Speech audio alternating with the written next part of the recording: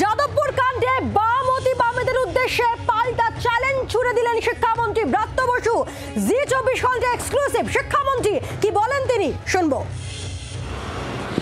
খুব শিগগিরই আবার কনভেনশন করব, ভেতরেই করব। আমি দেখতে চাই যে ওরা আবার আমার উপর হামলা চালাবে, আবার প্রাণ সংশয়, আপনার ভাষা প্রাণঘাতী চেষ্টা চালাবে। চালাক, আমি করবো আবার। এটা হতে পারে না গণতন্ত্রে যে আমার রাজ্যের একটা বিশ্ববিদ্যালয় আমরা কেউ ঢুকতে পারবো না ওখানে। আমি তো বলছি না কালকে তৃণমূল করুন, কিন্তু তৃণমূল যদি কি নিজের কথাটা বলতে চায় ওখানে, রাজনৈতিক কথাটা, তারা সেটা বলতে পারবে না কেন? কোন দেশি গণতন্ত্র এটা? বামেদের উদ্দেশ্যে পাল্টা চ্যালেঞ্জ শিক্ষামন্ত্রীর। অন্যদিকে এসএফআই তারা বারবার করে দাবি জানাচ্ছেন শিক্ষামন্ত্রী ব্রাত্য বসুকে গ্রেফতার করতে হবে, শুনবো। সাফ কথা, ব্রাত্য বসুর গ্রেফতারি চাই। পদত্যাগ সব পরে, এমনি ওনাকে পদত্যাগ করতে হবে। ওই চেয়ারে বসে থাকবার আর কোনো যোগ্যতাই ওনার নেই। কিন্তু এই ধরনের একজন ক্রিমিনালের ইমিডিয়েট অ্যারেস্ট চাই, গ্রেফতার করতে হবে ব্রাত্য বসুকে। ব্রাত্য বসু বনাম বাম, গতকাল একেবারে ধুন্ধুমার কাণ্ড বেঁধে যায় যাদবপুর বিশ্ববিদ্যালয়। ঠিক কি হয়েছিল সে অভিজ্ঞতার কথা জি 24 ঘন্টা এক্সক্লুসিভ শেয়ার করলেন শিক্ষামন্ত্রী, শুনবো। আমার ড্রাইভার সে ভয় পাচ্ছিল, কারণ তার প্রথমেই তার কাঁচটা, সামনের কাঁচটা ফাটিয়ে দেওয়া হলো। তারপর আমার বাঁ পাশের কাঁচটা ফাটিয়ে দেওয়া হলো। এবার ড্রাইভারের ডান দিকের যে স্ক্রিনটা, উইন্ড স্ক্রিনটা, ওইটাকে ঘুষি মারা শুরু হলো। ও তখন ভয় পেয়ে গেলে ব্রেক কষে এবং তারপর বেরিয়ে যায়। তখন ওই ছাত্র ছিটকে পড়ে। মানে আমি তো ফ্রন্টে বসা, যেহেতু কাঁচটা ভেঙে এসে আমার গায়ে খানিকটা পড়েছে, ওরা তখন ভয় পেয়ে গেছে। ওরা তখন আমায় ধরে টেনে পেছনে নিয়ে আসার চেষ্টা করছে। মানে পুরো ব্যাপারটা আমার কাছেও খানিকটা ব্লার।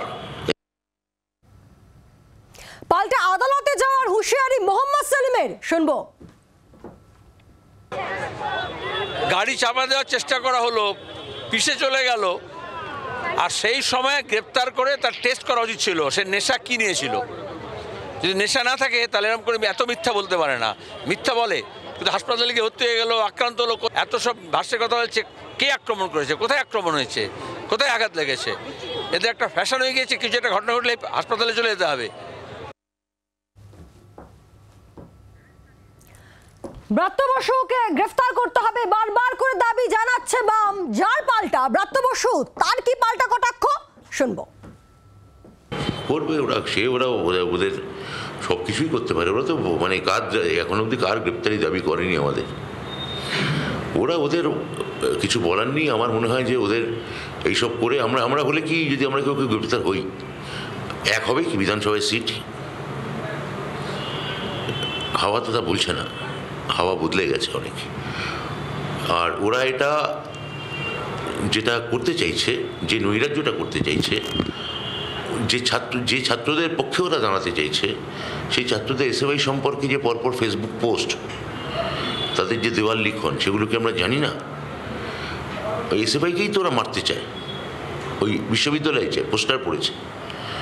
তা সে ওরা ওদের মতো বুঝেনি। কিন্তু এসএফআই এর দাবিকে আমি গুরুত্ব দিতে আমার খুব একটা ইচ্ছে নেই। বামেদের দাবিকে একেবারেই গুরুত্ব দিচ্ছেন না, স্পষ্ট জি 24 ঘন্টায় জানালেন ব্রাত্য বসু শিক্ষামন্ত্রী। অপরদিকে সিপিএম এর কেন্দ্রীয় কমিটির সদস্য সুজন চক্রবর্তী, তার ঠিক কি বক্তব্য? তারও সে একই বক্তব্য, গ্রেফতার করতে হবে ব্রাত্য বসুকে, শুনবো। ব্রাত্য বসুকে বলুন, ওর নাটক ধরা পড়ে গেছে। ও এত অসুস্থ, প্রেশার মাপা হচ্ছে, ফোনে কথা বলছে, ফোনে কথা বলতে বলতে প্রেশার মাপা, বোঝা যায় তো। এবং তারপর হাসপাতালে গিয়ে সঙ্গে সঙ্গে ওর রোগ সেরে গেল। আর ওর গাড়িয়ে চাপা দিয়েছে ছেলেটাকে, তার কি করবে? লখিমপুরের মতন জঘন্যতম ঘটনা কলকাতায় ঘটিয়েছে মমতা ব্যানার্জির বাহিনী। এর পাল্টা তৃণমূল কংগ্রেসের রাজ্য সাধারণ সম্পাদক কুণাল ঘোষের বক্তব্য, শুনবো। হ্যাঁ, মামার বাড়ির আবদার, ওরা যাবে মারতে, আবার ওরাই বলবে গ্রেফতার। কিসের গ্রেফতার? ব্রাত্য বসুর ঘোষিত প্রোগ্রামে গেছেন, তার উপর হামলা করা হয়েছে।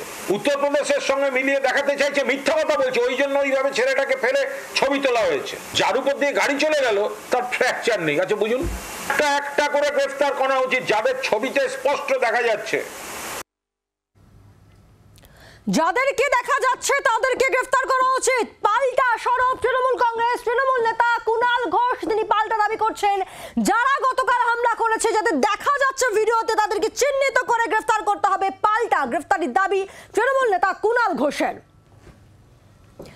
সিপিএম এর কেন্দ্রীয় কমিটির সদস্য সুজন চক্রবর্তীর বক্তব্য শুনবো। কিছুক্ষণ আগেও আপনাদেরকে যে বক্তব্য শোনাচ্ছিলাম জি 24 ঘন্টা এক্সক্লুসিভ, শিক্ষামন্ত্রী তিনি বলেন যে তাকে গ্রেফতার করতে হবে, যে দাবি জানাচ্ছে বাম, তিনি গ্রেফতার হলে কি বাম বা সিপিএম 0 থেকে 1 হবে? তার প্রেক্ষিতে সুজন চক্রবর্তীর কি বক্তব্য শুনবো। তাকে গ্রেফতার করার আপনারা দাবি করছেন, কিন্তু তাহলে কি আপনারা 0 থেকে 1 হয়ে যাবেন? আমরা 0 থেকে 1 হব নাকি ও গ্রেপ্তার হয়ে জেলের মধ্যে থাকবে, এটা পরে দেখা যাবে।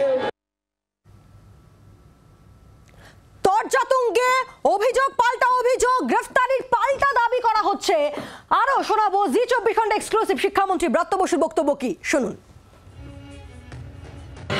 মমতা বন্দ্যোপাধ্যায় ভদ্রলোক বলে ওখানে বিজেপির মতো বুলডোজার ঢোকাননি। রাত্রিবেলা হোস্টেলে মুখে রুমাল বাঁধা, ফেট্টি পড়া, হাতে লাঠি হাতে বিজেপি রাজ্যের মতো লোকেরা ঢোকেনি, দুর্বৃত্তরা ঢোকেনি। আপনাদের যদি ওখানে সংগঠন থাকে, সংগঠন থাকবে। আপনারা যদি রাজনৈতিকভাবে ইলেকশন জেতেন, নিশ্চয়ই জিতবেন, কিন্তু আপনি কাউকে মিটিং করতে দেবেন না ওখানে। এইটা তাহলে মাও কথিত মুক্তাঞ্চল, এই সেই মুক্তাঞ্চল যেখানে লি শাওচিকে খুন হয়ে যেতে হয়, হ্যাঁ, এবং একমাত্র মাওয়ের শাসন বজায় থাকবে, আর কারোর কোনো মিটিং করার কোনো অধিকার নেই। তো তৃণমূলে নেই, এখন ওরা ভয় পাচ্ছেন যে ওদের আমরা ঢুকে পড়ায়।